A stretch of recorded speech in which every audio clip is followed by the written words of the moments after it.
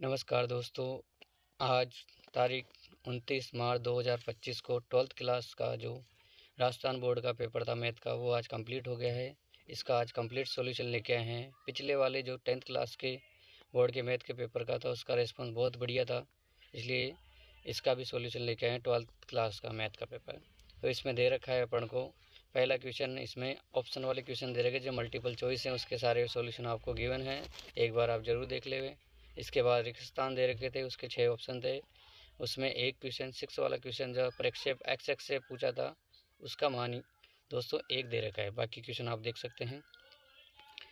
Next question third वाला question, इसमें अपन को 12 क्वेश्चन दे रखे होते हैं, उसमें भी अपन को 12 क्वेश्चनों का सॉल्यूशन गिवन है। इसमें थर्ड वाला क्वेश्चन जिसमें एफ मोड का ग्राफ बनाना था ओनली, और कुछ नहीं करना था अपन को, उसमें ग्राफ बना के आंसर देना है। इसी के साथ आगे क्वेश्चन नंबर 7, 6, 8 सभी के सॉल्यूशन गिवन है। इसमें 10वें क्वेश्चन में अपन को सहचार्य का गुणधर्म बताना था, जो अपन ने 8th क्लास में सीख रखा है, वही गुणधर्म लगाना था। a + b + c ब्रैकेट में b और c को ब्रैकेट में रखना था, और इक्वल लगा के a + b को ब्रैकेट में रख के +c करना था। अगला क्वेश्चन 11, 12 इजी क्वेश्चन थे। 4th वाले क्वेश्चन में अपन को GOF पहले मान निकालेंगे, उसके बाद में अपन HO का मान निकालेंगे। दोनों मान अपन को बराबर लेके सिद्ध करने हैं, दोनों मान बराबर आने चाहिए, जो इसमें गिवन दे रखा है। 6 वाले क्वेश्चन में आयु निकालना था। 7th वाले क्वेश्चन में त्रिभुज का क्षेत्रफल सूत्र लगा के आराम से कर देना था।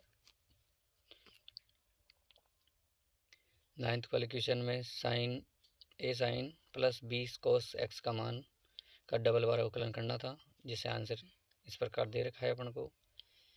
10वें क्वेश्चन जो छठी प्रश्नावली था, इजी क्वेश्चन आया था। x और y दो संख्याओं को मानना था, उनको एक बार अवकलन करके x का मान निकालो, फिर इसके बाद में डबल बार अवकलन करके न्यूनतम बताना है। क्वेश्चन नंबर 11th में अपन को समाकलन करना था। पहले इसके पूर्ण वर्ग विधि से गुणनखंड कर लेंगे, उसके बाद में अपन को इसका सीधा फॉर्मूला लगा देंगे। अगला क्वेश्चन 12वां, जिसमें x² + y² बराबर 16 यानी वर्त का समीकरण था। इसमें वर्त का संपूर्ण क्षेत्रफल निकालना था, इसलिए 4 से गुणा करके इसमें वर्त का क्षेत्रफल निकालने के लिए √16 - x² का फॉर्मूले में मान वैल्यू डाल के आंसर निकालना था। अगला वाला क्वेश्चन परिमाण वाला था, जिसमें दो परिमाण समान थे। थीटा का मान दे रहा है, अदिश गुणनफल 1 था, जो इजीली अपने a का और b का परिमाण आ जाएगा।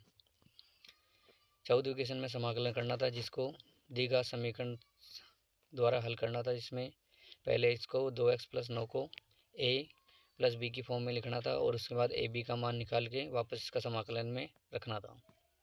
अथवा वाला क्वेश्चन भी इजी था, इसमें x + a को t मान के आंसर निकालना था।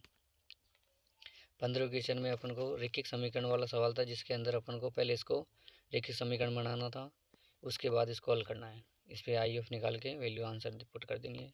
अथवा वाले क्वेश्चन में थोड़ी सी मिस्टेक दे रखी है, उसमें अपन को d2y/dx² + 4dy/dx + 4y = 0, ये गलत है। आंसर इसका d2y/dx² + 4y होगा ओनली। ठीक है दोस्तों।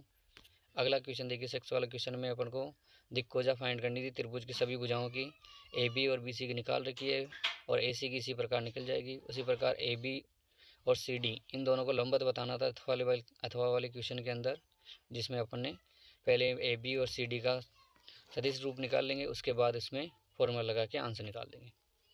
17वें क्वेश्चन में प्रायिकता का सवाल था। A और B स्वतंत्र घटनाएं दे रखी है, इससे अपन को सिद्ध करना था।